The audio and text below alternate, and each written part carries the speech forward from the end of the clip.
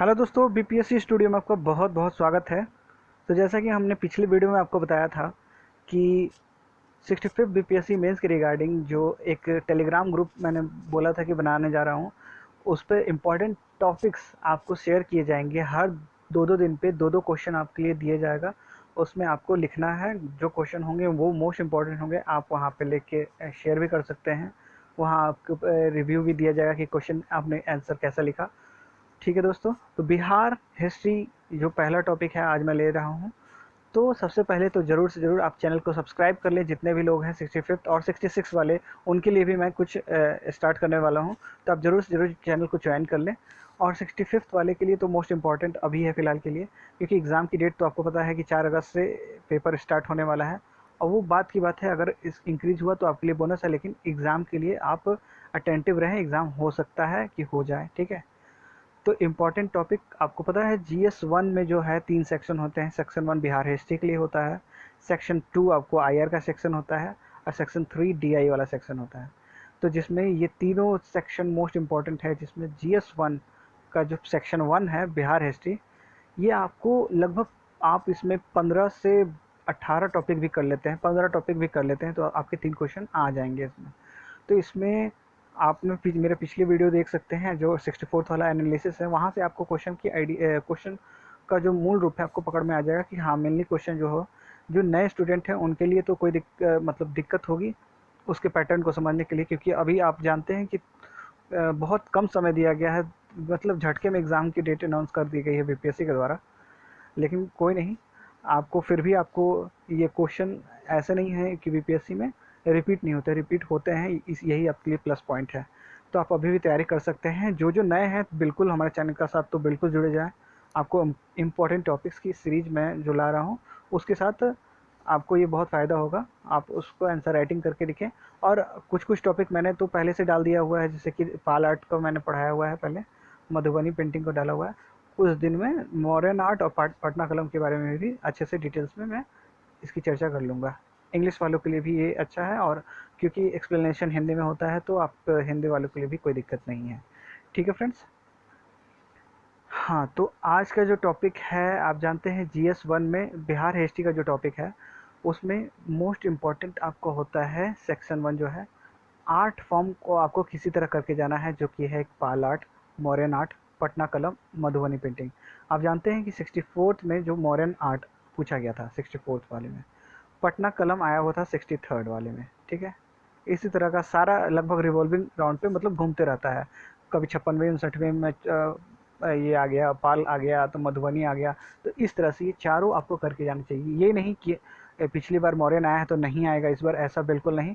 पिछली बार बीपीएससी ने ऐसा ही गेम खेला था कि 64th वाले में, जो 63rd के GS2 वाले में अच्छा खासा असर देखने को मिला था। 64 उसमें जो क्वेश्चन आए हुए थे, और हिस्ट्री का अगर ऑप्शनल आपने देखा होगा, और अदर बाकी सब में भी जो 63rd में बहुत सारा क्वेश्चन था वही रिपीट हो गया था।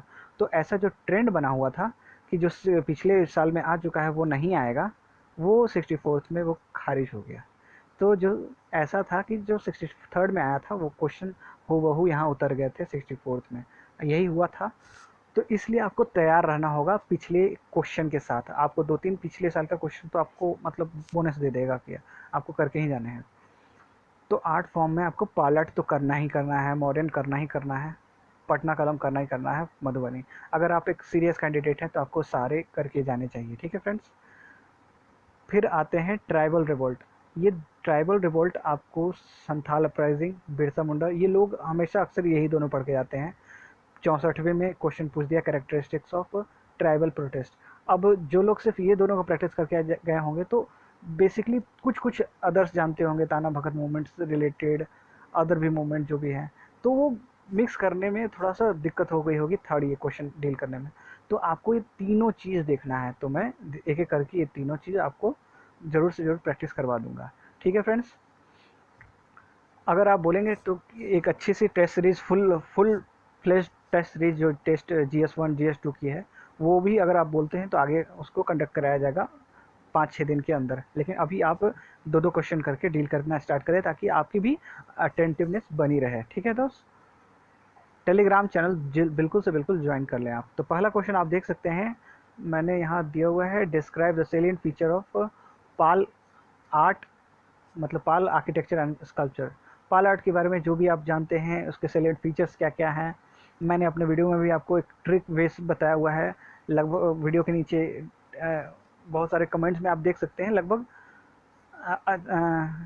निमोनिक्स जो है उसका बहुत अच्छा है। लगभग आपको इंग्लिश वाले में कोई दिक्कत नहीं होगी। अगर आप लिखने में थोड़ा सा असमर्थ हो रहे हैं, कुछ पॉइंट्स भूलते हैं, तो वो अगर वीडियो देखते हैं तो आपको उसके जो बेसिक सब टॉपिक्स हैं वो आपको याद आ जाएगा। पाल आर्ट जरूर देख लीजिएगा। फिर आपको एक मधुबनी पेंटिंग्स भी मैंने वहाँ डिस्क्राइब किया हुआ है।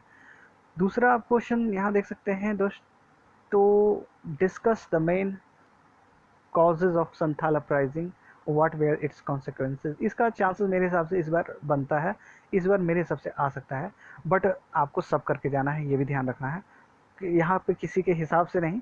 जो जो ये इसमें तो मोस्ट इम्पॉर्टेंट वाले ही आपको कराए जाएंगे, कि ये आपको लगभग 10 से 15 टॉपिक मैं दे दूंगा, यहाँ से 3 क्वेश्चन तो पक्का ही आ ही जाएंगे। वो आप भी जानते हैं, जो एग्ज़ाम इसका 2-3 बार दे चुके हैं वो भी जानते हैं बेसिकली। लेकिन जो नए हैं उनको थोड़ी परेशानी होती है, और पुराने वाले के लिए प्रैक्टिस ज़रूरी है। प्रैक्टिस आप भी करेंगे तो भी आप भी बेहतर लिख पाएंगे। तो प्रैक्टिस के लिए ही है। आप टेलीग्राम चैनल पे इसको देखें, दें, और आप भी रिव्यू कर सकते हैं जो पुराने वाले हैं। तो बिल्कुल आप हमारे चैनल के साथ जुड़ जाए। ये 2 क्वेश्चन आपके लिए है, और फिर अगले दूसरे दिन के बाद मैं नेक्स्ट क्वेश्चन के साथ आऊँगा, और तब तक कुछ नया टॉपिक्स मैं इस पर क्लियर कर दूँगा। तो तब तक हमारे चैनल के साथ बने रहें। बेल आइकन ज़रूर दबा लें, सब्सक्राइब, बेल आइकन, और टेलीग्राम चैनल ज़रूर फॉलो करें। Thank you so much guys. All the very best for your examination.